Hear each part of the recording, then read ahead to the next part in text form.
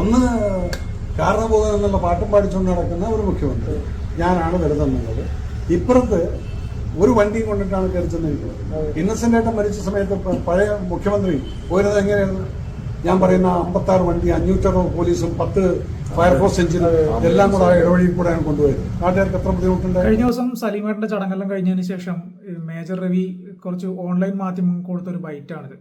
കുറച്ച് പിള്ളേർ പോയിട്ട് മേജറിന്റെ അടുത്ത് ഈ പറഞ്ഞതുപോലെ TVK കുറിച്ച്, അതായത് തമിഴ്നാട്ടിലെ വിജയുടെ മന്ത്രിസഭയെക്കുറിച്ച്, അങ്ങനെ നാട്ടിലെ കുറേ കാര്യങ്ങൾ ചോദിച്ചു. TVK കുറിച്ച് ചോദിച്ചപ്പോഴൊക്കെ ഭയങ്കര വാചാലനായി. കേരളത്തിൽ TVKയുടെ ഒരു പാർട്ടിയുടെ ഒരു ഘടകം വരും എന്നൊക്കെ പറഞ്ഞിട്ട് കുറേ വാചാലനായി. അതിനുശേഷം അദ്ദേഹം ഈ സലീമേട്ടൻ്റെ വീട്ടിൽ അന്ന് അവസാനത്തെ അന്ത്യകർമ്മങ്ങൾ നടക്കുന്ന സമയത്ത് ചെറിയൊരു ഇഷ്യൂ ഉണ്ടായിരുന്നു. അതായത് അവർക്ക് നിൽക്കാൻ പോലും പറ്റാത്ത അത്ര ആൾക്കാർ കൂടി, കുറേ ആളുകൾ ഈ ഓൺലൈൻ മാധ്യമങ്ങളും അല്ലാത്തവരും ഒക്കെ മൊബൈലും ഒക്കെ പിടിച്ചുകൊണ്ട് ഇതെല്ലാം ഷൂട്ട് ചെയ്യാൻ വേണ്ടി നിൽക്കുമ്പോൾ അവർക്ക് അവരുടേതായ ഒരു അവസാന നിമിഷത്തെ ഒരു പ്രൈവസി എങ്കിലും അവർക്ക് നൽകേണ്ടതായിരുന്നു എന്നതിനെക്കുറിച്ച് വലിയ ചർച്ചകൾ നടക്കുന്നുണ്ട്.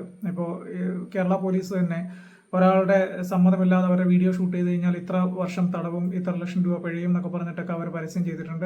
ഇന്നത്തെ മാതൃഭൂമി, മനോരമ പോലുള്ള പത്രങ്ങളിലെ ഫ്രണ്ട് പേജിൽ ആ വാർത്തയുമുണ്ട്. അപ്പോൾ അന്നത്തെ ആ ഇഷ്യൂവിന് ശേഷം ഈ വിഷയങ്ങളെക്കുറിച്ചൊക്കെ സംസാരിക്കുന്നതിൽ മേജർ പറഞ്ഞൊരു കാര്യമാണ് നമ്മളിപ്പോൾ കേട്ടത്. അതായത് VD സതീശൻ ഈ പറഞ്ഞതുപോലെ സലീമേട്ടൻ്റെ വീട്ടിൽ വന്നപ്പം ഒരു കാറിൽ മാത്രമാണ് വന്നത്. പിണറായി വിജയൻ ഇന്നസെന്റ് മരിച്ച സമയത്ത് ഇന്നസെന്റ് ഏട്ടൻ്റെ വീട്ടിൽ വന്നത് ആ ഇടവഴിയിലൂടെ 19 വാഹനങ്ങളും പിന്നെ 19 ഫയർ എഞ്ചിനുകളും 500 പോലീസുകാരെയൊക്കെ കൂട്ടിയിട്ട് ആ ഇടവഴിയിലൂടെയാണ് വന്നത്. അപ്പോൾ ആ നാട്ടുകാർക്ക് എത്രമാത്രം ബുദ്ധിമുട്ടുണ്ടാകും എന്നാണ് മേജർ രവി പറഞ്ഞിരിക്കുന്നത്.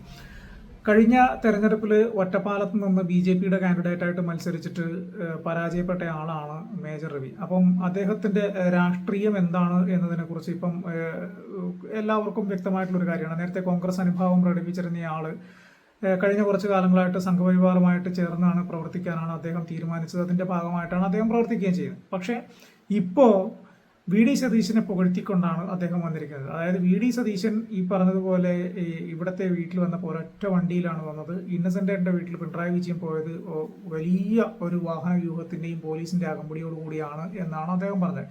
ശരിക്കും അതാണോ ഉണ്ടായിരുന്നത്? നമുക്ക് അന്നത്തെ വീഡിയോ ഉണ്ടല്ലോ, ഇപ്പം എന്ത് പറഞ്ഞു കഴിഞ്ഞാലും അടുത്ത സെക്കൻഡിൽ അതിന്റെ സത്യാവസ്ഥ എന്താണെന്ന് പുറത്തു വരും. എത്ര വലിയ നുണ പറഞ്ഞു കഴിഞ്ഞാലും നമുക്ക് ആ വീഡിയോയും കൂടെ ഒന്ന് കാണാം. മുഖ്യമന്ത്രിയുടെ വാഹനം ഇവിടെ ഈ ടൗൺ ഹാൾ പരിസരത്തേക്ക് എത്തുകയാണ്.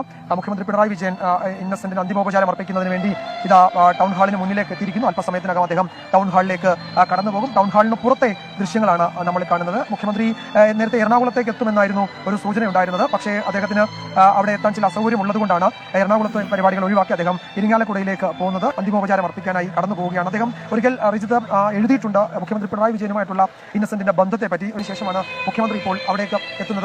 മുഖ്യമന്ത്രി പിണറായി വിജയൻ ഇന്നസെന്റിന് അന്തിമോപചാരം അർപ്പിക്കുകയാണ്. ഇപ്പോൾ ഇന്നസെന്റിന് അന്തിമോപചാരം അർപ്പിച്ചുകൊണ്ട് മുഖ്യമന്ത്രി മടങ്ങുകയാണ്. അതിന്റെ തത്സമയ ദൃശ്യങ്ങളാണ് പ്രേക്ഷകർ കണ്ടുകൊണ്ടിരിക്കുന്നത്. ഇന്നസെന്റിന്റെ കുടുംബത്തെ, സുഹൃത്തുക്കളെ ആശ്വസിപ്പിച്ചുകൊണ്ട് മുഖ്യമന്ത്രി മടങ്ങുകയാണ്. വലിയൊരു ജനാവലി തന്നെ ഇന്നസെന്റിന് അന്ത്യയാത്ര നൽകാൻ, അന്തിമോപചാരം അർപ്പിക്കാൻ അവിടെ കാത്തു നിൽക്കുകയാണ്. മന്ത്രിമാരുടെ നേതൃത്വത്തിൽ, മുൻ മന്ത്രിമാരുടെ നേതൃത്വത്തിൽ, ചലച്ചിത്ര ലോകത്തെ അദ്ദേഹത്തിന്റെ സുഹൃത്തുക്കളുടെ നേതൃത്വത്തിൽ അതിനുവേണ്ട ക്രമീകരണങ്ങളൊക്കെ അവിടെ ഒരുക്കിക്കൊണ്ടിരിക്കുകയാണ്. ഏറെ വീഡിയോ കണ്ടല്ലോ. അന്നത്തെ മുഖ്യമന്ത്രിയായിട്ടുള്ള പിണറായി വിജയൻ അദ്ദേഹം ഇന്നസെന്റ് ഏട്ടൻ്റെ വീട്ടിലല്ല പോയത്, പകരം ടൗൺ ഹാളിലാണ് പോയത്. എറണാകുളത്ത് പൊതുദർശനത്തിന് വെച്ചപ്പോൾ അവിടെ എത്താം എന്ന് പറഞ്ഞിരുന്ന ആൾക്ക് വേറെ 1-2 പ്രോഗ്രാമുകൾ ഉള്ളതുകൊണ്ട് സമയം കറക്റ്റായിട്ട് എത്താൻ പറ്റാത്തത് കൊണ്ട് നേരെ ഇരിങ്ങാലക്കുട ടൗൺ ഹാളിലേക്കാണ് പോകുന്നത്. ഈ മേജർ രവി പറഞ്ഞതുപോലെ ആ വീട്ടിലേക്കല്ല പോയത്, ഇടവഴിയിലൂടെ ഇത്രയും വാഹനങ്ങളൊക്കെ ആയിട്ട് ആ വീട്ടിലേക്കല്ല പോയത്, ടൗൺ ഹാളിലേക്കാണ്. ഒന്നാമത്തെ കാര്യം. 2, VD സതീശൻ എങ്ങനെയാണോ പോയത് അതുപോലെ തന്നെ ഒരു വാഹനത്തിലാണ് അദ്ദേഹം പോയത്. പക്ഷേ അദ്ദേഹത്തിന് വേറെ പ്രൈവറ്റ് സെക്യൂരിറ്റി അല്ല, അദ്ദേഹത്തിന്റെ സെക്യൂരിറ്റി ഗാർഡ്സ് വന്നിരുന്നു. അതുപോലെ തന്നെ സ്വാഭാവികമായിട്ടും അവിടെ ഉണ്ടാകുന്ന പോലീസുകാർ തന്നെ അവിടെയുണ്ട്. അതേ പോലീസുകാർ തന്നെ സലീമേട്ടൻ മരിച്ച സ്ഥലത്ത് VD സതീശൻ ഇപ്പോഴത്തെ മുഖ്യമന്ത്രി വരുന്ന ഘട്ടത്തിൽ അവിടെ ഉണ്ടായിരുന്നു. ഒരു നുണ വളരെ കാവ്യാത്മകമായിട്ട് അവതരിപ്പിച്ചു കഴിഞ്ഞാൽ അത് സത്യമാവില്ല.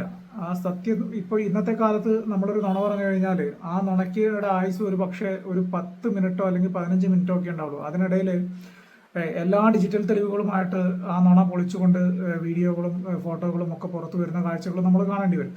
അപ്പോൾ സ്വാഭാവികമായിട്ടും എന്താണ്, ഇങ്ങനെ ഒരു നുണ പറഞ്ഞിട്ട് VD സതീശനെ പുകഴ്ത്തിയിട്ട് എന്ത് നേട്ടമാണ് അദ്ദേഹത്തിന് കിട്ടിയത് എന്നറിയില്ല. എന്തായാലും അദ്ദേഹം പറഞ്ഞത് ഒരു നുണയാണ് എന്നത് മാത്രമാണ് ഇവിടെ പറയുന്നത്. മറ്റൊരു പ്രധാനപ്പെട്ട ഒരു കാര്യം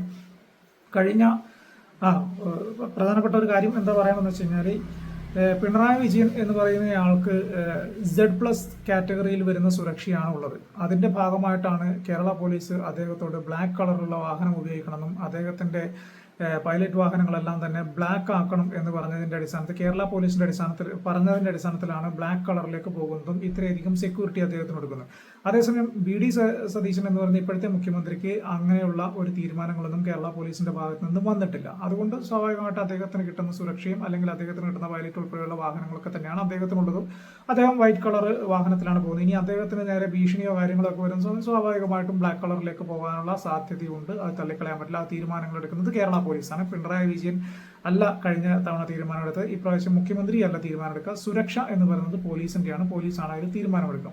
മറ്റൊരു പ്രധാനപ്പെട്ട ഒരു കാര്യം കൂടി ഈ അവസരത്തിൽ ചൂണ്ടിക്കാണിക്കേണ്ടത്, കഴിഞ്ഞ കാലഘട്ടങ്ങളിൽ മുഖ്യമന്ത്രി പിണറായി വിജയൻ്റെതായിരുന്നു ഹെലികോപ്റ്റർ എങ്കിൽ ഇപ്പോഴത്തെ കാലത്ത് അത് കേരള പോലീസിന്റെ ഹെലികോപ്റ്ററായിട്ട് മാറിയിട്ടുണ്ട്. നമ്മുടെ നാട്ടിലെ മാധ്യമങ്ങൾ വളരെ മാന്യമായിട്ട് കഴിഞ്ഞ കാലഘട്ടങ്ങളിലെല്ലാം മുഖ്യമന്ത്രിക്ക് ഉപയോഗിക്കാൻ കൊണ്ടുവന്ന ഹെലികോപ്റ്റർ പൊടി പിടിച്ച് കിടക്കുന്നു, അതിന് 80 ലക്ഷം രൂപ മാസ വാടക എന്നൊക്കെ പറഞ്ഞ് വാർത്ത കൊടുത്ത മാധ്യമങ്ങൾക്ക് ഇപ്പോൾ ഡബിൾ ഡാഡി സിൻഡ്രോം ബാധിച്ചത് കൊണ്ടായിരിക്കാം DGP കത്ത് നൽകി കേരള പോലീസിന്റെ കൈവശമുള്ള ഹെലികോപ്റ്റർ സർക്കാർ നിലനിർത്തണം എന്ന് പറഞ്ഞ് കത്ത് നൽകി എന്നൊക്കെ പറഞ്ഞു കൊടുക്കുന്നു. ഇപ്പോൾ പോലീസിന്റെയാണ്, മുമ്പ് അത് പിണറായി വിജയന്റെ ആയിരുന്നു.